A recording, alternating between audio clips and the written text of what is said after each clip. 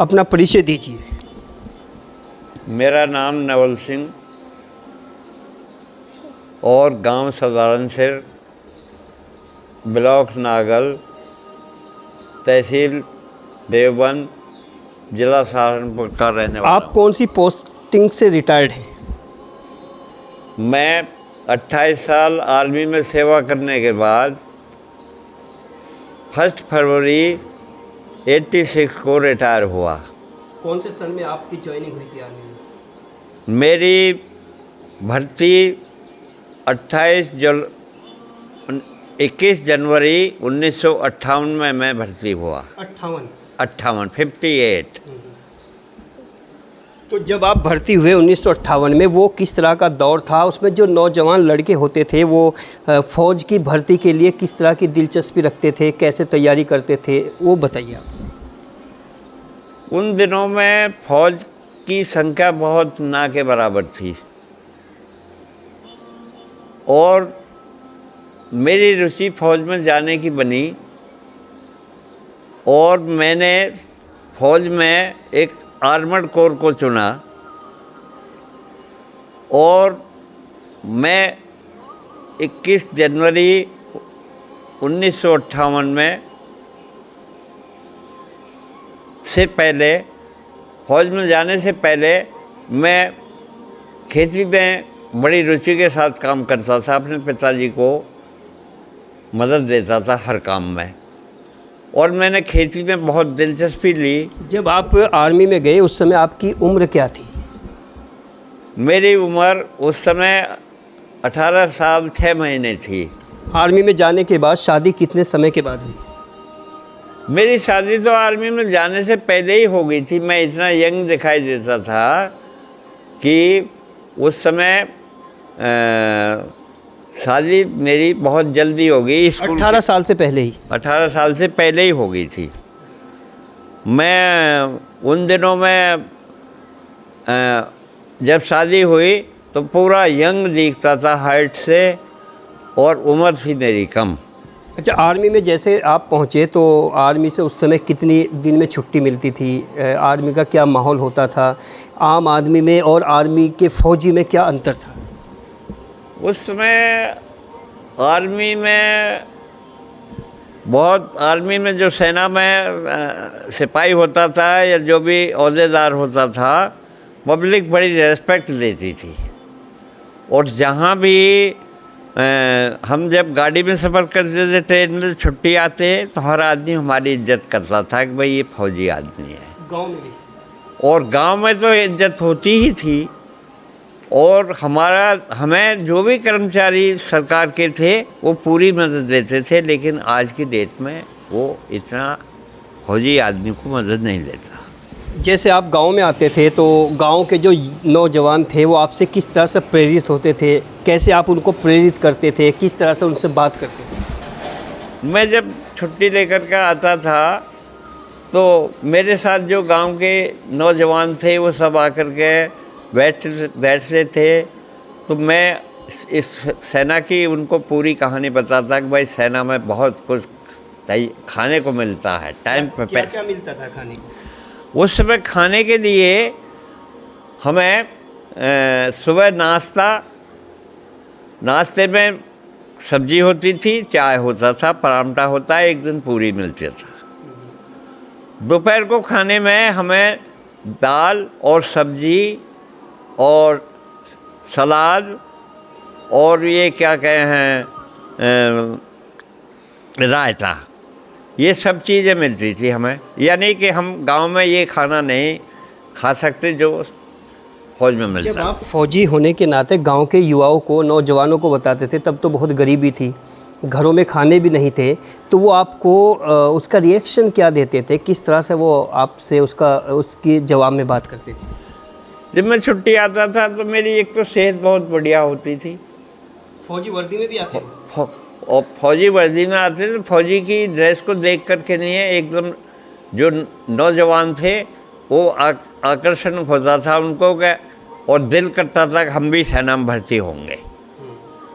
और मैं उनसे कहता था कि भाई एक सैनिक डिसिप्लिन और मैं बहुत बढ़िया हिसाब फौज का आदमी का है, तुम अच्छे सैनिक बनो, और सब उत्साहित होते थे कि भाई सैनिक बन करके देश की रक्षा करें। आज जैसे आप रिटायरमेंट के बाद ज़िंदगी जी रहे हैं, मजबूर हैं, चलने में भी प्रॉब्लम है, तो कुछ पुराने साथी ऐसे हैं जो बहुत याद आते हों? अगर आते हैं तो किस बात से आते हैं?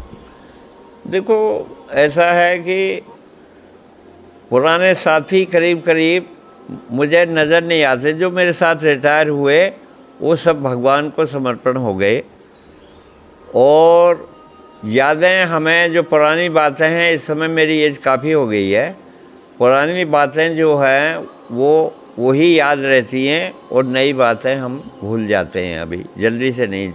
जो बेसिक जैसे आप आर्मी में थे तो मतलब जो वाइफ है वो घर रहती थी, मतलब उसमें बच्चे घर रहते थे, तो क्या आपको फ़ौज में जाने के बाद घर की, अपने बच्चों की कुछ यादें आती थी? तो याद आती थी क्योंकि उस समय तो फ़ोन भी नहीं थे, तो फिर कैसे आप कांटेक्ट करते थे घर पे? पहले ऐसा था कि ये सूचना के कोई साधन नहीं थे, ना टेलीफोन थे, और ये खत के द्वारा खत होता था, 5 पैसे का उस समय पैसा होता था, और ये 5 पैसे के कार्ड पे हम जो है वो लिख कर के नहीं है वो भेजते थे। जब आप अपनी भावनाएं लिखते थे उस समय तो क्या महसूस होता है, जबकि आज फ़ोन पे इतने मैसेज भेज के भी वो फीलिंग्स नहीं आती, तो उस समय की फीलिंग्स बताइए। खत के इंतज़ार हम करते रहते थे, सोते वक्त या कुछ भी है, हम याद करते थे कि भाई बहुत दिन हो गए कि हमारे घर से खत नहीं आया, कि वो किस हाल में होंगे। अब इसलिए हम बार बार जो है खत डालते थे, और खत में वो सब कुछ लिखते थे। उन दिनों में सबसे बड़ी बात ये थी कि जनसंख्या बहुत कम थी,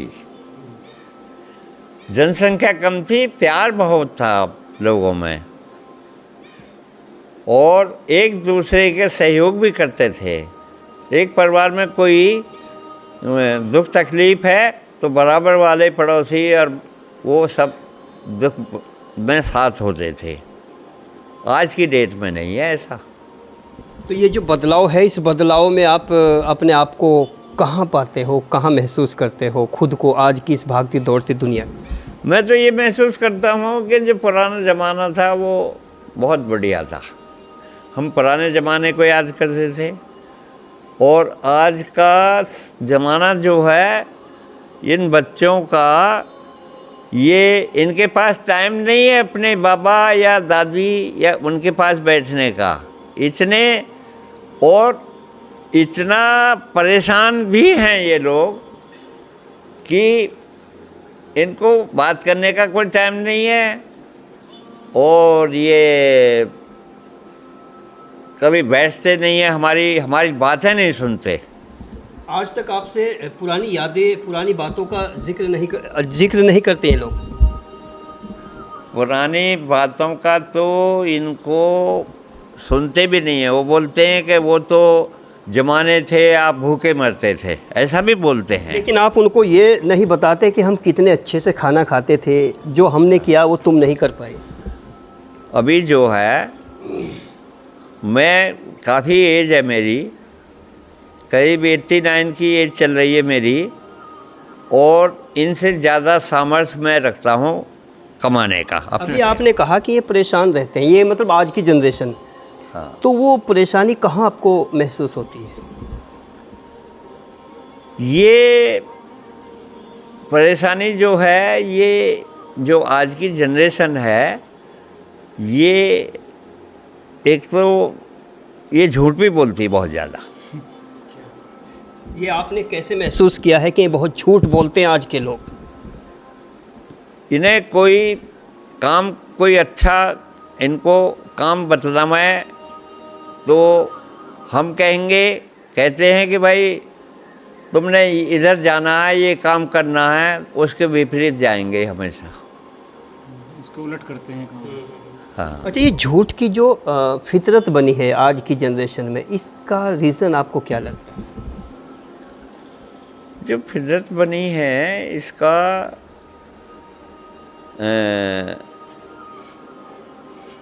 मेरे ख्याल से ये पब्लिक जो बढ़ी है, एक तो ये कारण है हद से ज़्यादा। जनसंख्या का जो विस्फोट है, इससे बहुत फर्क पड़ा है। मैं खुद बताता हूँ, मैं जब छुट्टी आता था, प्लेटफार्म पे कोई वर्दी वाला कोई नहीं मिलता था, पूरे ये आर्मी वाला, आर्मी का जो है कोई भी सैनिक नहीं मिलता था। और आज कोई ऐसा छोटा सा स्टेशन भी है जहाँ की आर्मी का आदमी मिलेगा।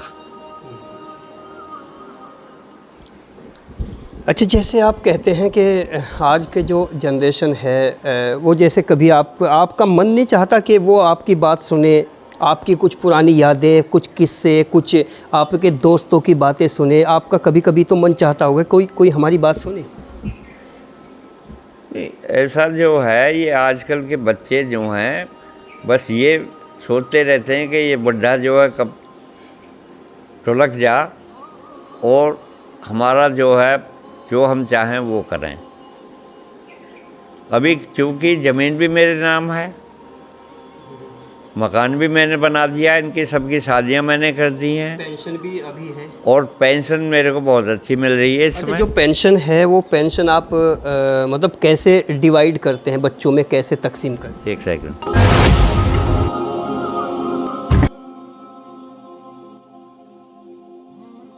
मोबाइल है घर में, 5 बंदे हैं तो 500 पर ही 500 का मोबाइल है। और मोबाइल से गाने भी सुनते हैं, गाने इसमें बड़े गंदे आते हैं एक तो, और कार्टून भी आते हैं। छोटे छोटे बच्चे जो 5-4 साल के हैं वो भी इतने बिजी हैं कि अगर उनको मोबाइल जब तक उनके हाथ में नहीं आ जाता तो वो रोते रहते हैं। और आजकल की जो लड़की गृहिणी है उनका भी बच्चा रोता है तो मोबाइल उनको दे देते हैं। तो ये आदत अच्छी है उनकी कि बुरी है? कि इतनी बुरी आदत है उनको कि मोबाइल में फंस गया, और मोबाइल के बगैर जो है वो रोटी भी नहीं खाता। तो इस भागती दौड़ती दुनिया को क्या संदेश देना चाहेंगे? नई जनरेशन को क्या करना चाहिए? रिटायरमेंट लोगों का के लिए आपका क्या संदेश है, क्या मैसेज है? भाई देखो, बात यह है कि ये आजकल की जो जनरेशन है ये इतनी भाग दौड़ कर रही है हद से ज़्यादा। तो इसका क्या इफ़ेक्ट जाएगा कि किस तरह से प्रभावित होगी नई जनरेशन इस भाग दौड़ से? मतलब अगर सेहत की बात करें, उनकी तंदुरुस्ती की बात करें, ज़िंदगी की बात करें।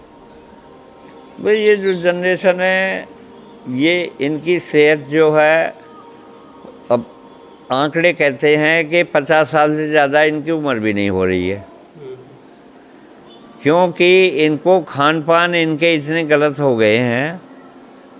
और ये एक चीज़ मैं ज़रूर बताऊंगा, ये आजकल की जनरेशन ज़्यादातर नशे के पीछे है। नशा जो है, कोई भी नशा हो वो उसको जड़ से, आदमी को जड़ से ख़त्म कर देता है। अभी जो आप 89 वर्ष की उम्र जी रहे हैं, तो इस उम्र के इस पड़ाव पर अपनी ज़िंदगी के बारे में, अपने बारे में क्या कहना चाहेंगे? एक लाइन। मैं एक तो पहले से डिसिप्लिन के अंदर रहा हूँ, और मैं हार्ड वर्कर, मैंने जय जवान जय किसान की तरह जो मैं अपने खेत में लगा रहा हूँ। और आज भी मैं ये महसूस कर रहा हूँ कि मैं इन बच्चों से ज़्यादा फिट हूँ। अपने खेत को, अपने अभी फ़िलहाल जो है, मैं पहले बैलों की खेती होती थी, बैल खूब चलाए, खेती बड़ी अच्छी हुई। और अब मशीनरी का युग आने के बाद जो है मैंने ट्रैक्टर से खूब खेती की। आज भी मैं ट्रैक्टर पर चला देता हूँ। आपने जो पुराने समय में सरकारें देखी हैं 50-60 के दशक में, और अब की सरकार में क्या फ़र्क लगता है? पहली जो सरकारें जो थी वो एक तो झूठ नहीं बोलती थी। सरकार का मतलब ये हुआ है कि ये जो कर्मचारी हैं ये सब सरकारी है। अच्छा, और काम समय पर करते थे।